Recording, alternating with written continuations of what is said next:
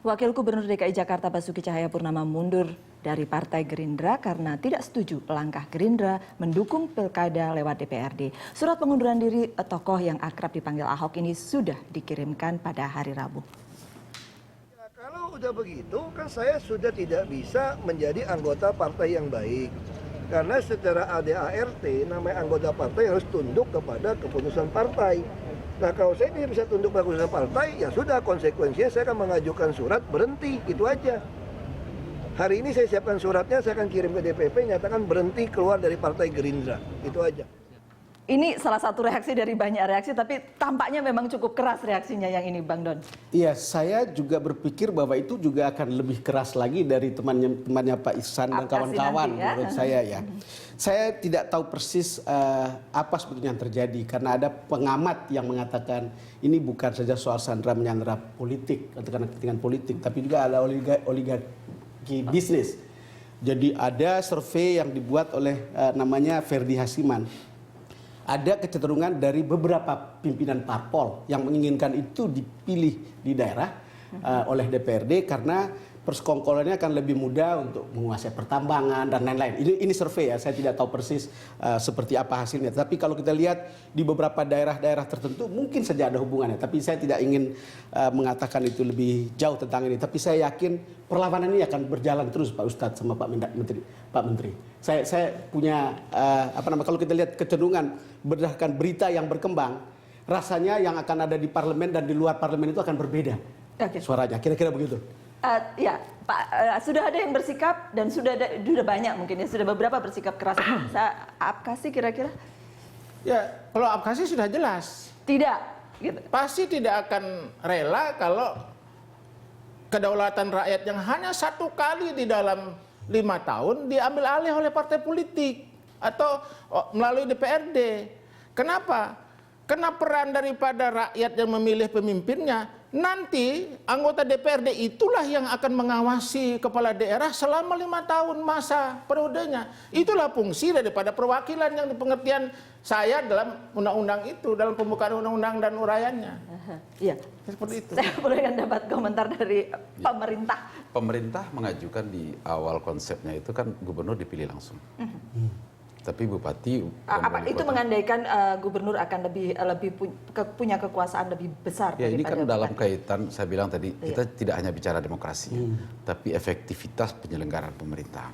Nah, tadi Pak Isran juga mengatakan bahwa dulu Undang-Undang 22 itu bupati bertanggung jawab pada DPRD. Itu karena memang disebutkan. Di dalam konsep ini kan belum tentu disebutkan akan bertanggung jawab pada DPRD. Sehingga itu bupati tidak akan tersandera oleh DPRD. Karena tugas dan wewenangnya masih akan diatur di RUU Pemda. Dan itu, kan, itu baru pemikiran umum ya. Kini kan harus di-bridging lagi ke bawah. Apa misalnya? Kalau kami pemerintah membuat berbagai desain ini. Kalau pemilihan langsung kita harus benahi ini. Tapi kalau pemilihan tidak langsung kita juga harus benahi. Apa misalnya?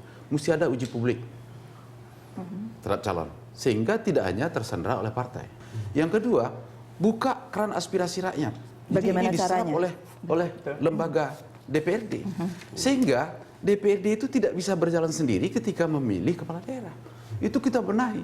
Jadi ini bukan soal apa ya, bukan soal langsung tidak sederhana itu. Ini hanya pemikiran besar, pilihan. Tapi kalau apapun pilihan, kita akan benahi bawahnya gitu. Menyederhanakan karena dari hitung biaya penyelenggaraan pemerintahan. Ini sebentar dulu. Ada 2 biaya dalam pilkada ini. Yang pertama biaya pemerintah. Itu hitungan saya punya data.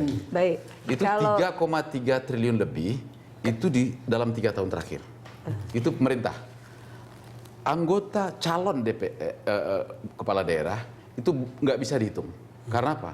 Karena ada yang cerita beli perahu, ada yang cerita macam-macam, tim sukses, ada buat sekretariat. Saya yakin tidak semuanya disampaikan apa adanya sebenarnya. Berapa kos yang sesungguhnya. Nah, jadi itu belum lagi ikutannya. Dari sisi kos, ya, gitu belum lagi ikutannya. Ketika seseorang menang, itu tim sukses 5 tahun juga minta sukses. Ya kan?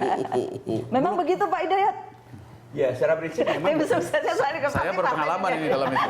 Oh iya, Pak Gamawan berpengalaman sebagai kepala daerah yang dipilih langsung. Betul. Jadi memang banyak masalah ya ketika pemilihan secara langsung kemarin itu diselenggarakan, misalnya dari sisi tadi cost ya, negara bahkan kalau dalam hitung-hitungan kami, kalau kemudian bisa dikoreksi, negara bisa menghemat tidak kurang dari 41 triliun. Hanya besar sekali ya dikeluarkan oleh negara. Padahal anggaran ini, Pak Jokowi saja kan mengeluhkan ya, minimnya anggaran untuk kesejahteraan rakyat. Tentu saja ini bisa dipergunakan untuk kegiatan yang lain. Kandidat memang kemudian sering berada dalam posisi bahwa dia harus memberikan insentif, dia harus membayar beragam hal termasuk iklan dan lain sebagainya. Ya, karena saya membayangkan kalau soal tim sukses itu, tim sukses dari partai maupun di luar partai juga pasti akan meminta sesuatu kan? Ya, sesuatu itu bisa rasional, bisa tidak rasional ya. Tapi kata kuncinya adalah kalau kita kemudian bicara tentang masalah pemilihan ini dan hubungannya dengan bagaimana kita ingin menghadirkan yang lebih baik, tentu adalah kata kunci jangan sampai terjadi korupsi, jangan terjadi money politik yang akan menghadirkan high cost maupun juga yang akan menghadirkan efektivitas penyelenggaraan kepala daerah yang tidak baik. Itulah karenanya dalam pemikiran kami dan saya yakin juga masuk nanti dalam pengaturan ini agar kemudian yang dibayangkan bahwa kalau dilakukan pemilihan melalui anggota DPRD, tidak lagi melalui rakyat, maka berpindahlah money politik yang untuk rakyat kepada anggota DPRD.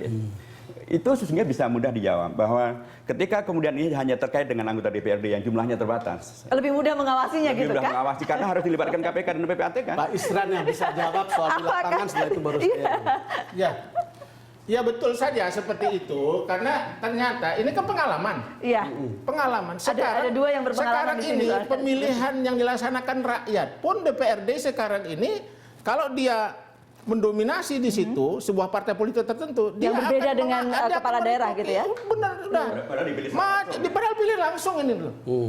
Apalagi dipilih tidak langsung dan ini sudah apalagi pilih langsung, tidak langsung. Ini pengalaman, Bu. Soal namanya tadi ada pengurangan biaya baik itu calon maupun oleh pemerintah itu kan bisa diatur seperti yang disampaikan oleh Pak Menteri Dalam Negeri itu kan bisa diatur.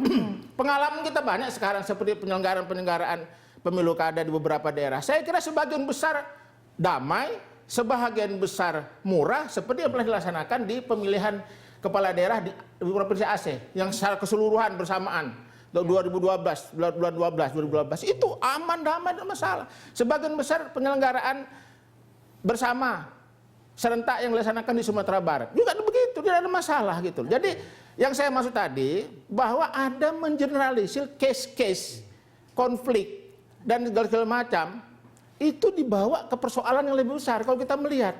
Termasuk tadi terkait dengan persoalan masalah korupsi seolah-olah terkesan karena pemilihan langsung. Itu yang kami tidak terima. Iya Pak, jadi kalau misalnya ada masalah jangan kemudian diubah. Iya, tapi saya kira solusinya sampaikan Pak Menteri itu benar. Dibuat aturan ke bawah ini yang mengatur. Misalnya kita tidak lakukan, tidak boleh laksanakan kampanye terbuka. Tidak boleh ada yang kompoi-kompoian. Tidak boleh misalnya memasang atribut yang berlebihan. Itu kan bisa diatur melalui RUU, melalui undang-undang ini. Gitu loh. Gimana maksud saya? Iya kan biayanya mahal kan menurut saya kalau negara mengongkosi pilkada seperti itu Pak Menteri itu bukan sesuatu yang mahal untuk membuat rakyat kita makin cerdas dan mereka menikmati betul apa yang disebut dengan demokrasi karena kita mendengar suara mereka secara langsung. Yang membuat mahal kan money politicsnya. Dan money politics mungkin juga mengatur tata kampanyenya sehingga bisa lebih murah. Dan money politics ini kemudian yang menyeret sejumlah kepala daerah dalam korupsi. Bagi saya mereka yang melakukan itu ya ditangkap saja semuanya.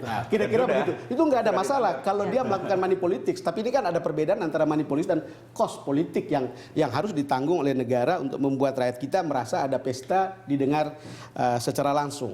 Lalu kemudian kan problem kita itu, saya kembali lagi ya. Saya selalu berpikir bahwa dari apa yang kita lihat, memang tentu ada negatif masing-masing, dan ada plus minus, ada plusnya juga gitu. Cuma saya selalu berpikir, ya membuat rakyat bisa punya suara secara langsung. Menurut saya itu penghargaan yang luar biasa dari negara kepada rakyat sebetulnya. Bapak-bapak kita tunggu jeda berikut ini, kami akan kembali untuk Anda.